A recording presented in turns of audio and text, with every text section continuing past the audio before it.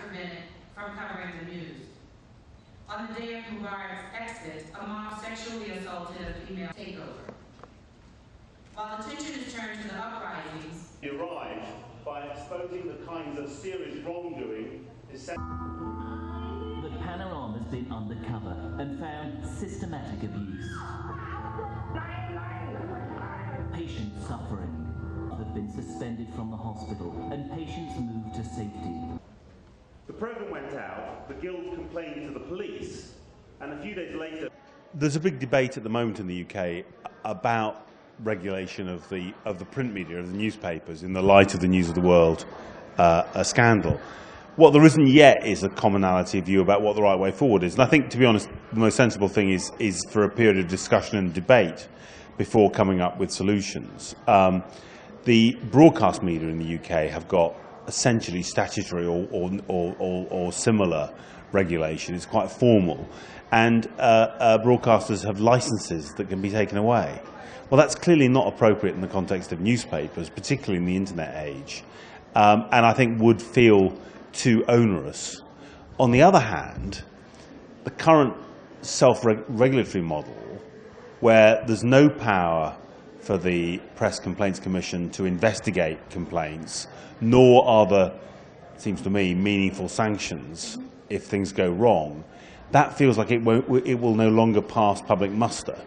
So the debate is there a way in which you can get a somewhat higher level of more credible self-regulation, or do you have to go down the statutory route?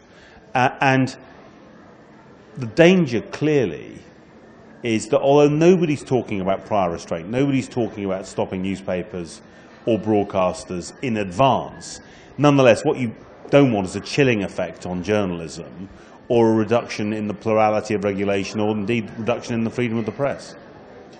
I think in the end, I mean, like most other things in life, you can have good journalism and bad journalism. You can have responsible investigative journalism, which has got high ideals, high standards, and is trying to uncover matters of real public interest, and that should be defended.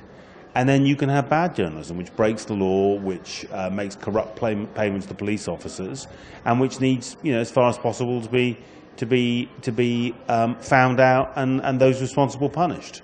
The problem, the challenge over the next couple of years is how do you frame legislation and a regulatory environment to help to support the first and to stop the second. I mean, to state the obvious, most of us have got, and I've been a working journalist in investigative journalism myself, most of us have got straightforward personal ethical questions in what we do, how we behave, what techniques do we use.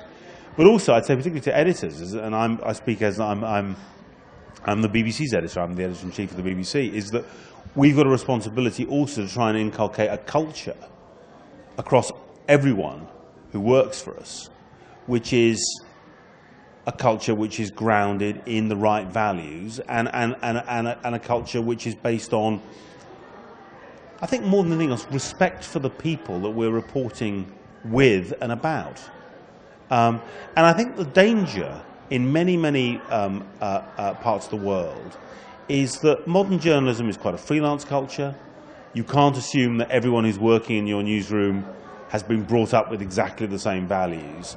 And if you don't take active steps to make sure that your culture is right, the danger is that somebody under your nose actually is doing things that you yourself will be appalled at.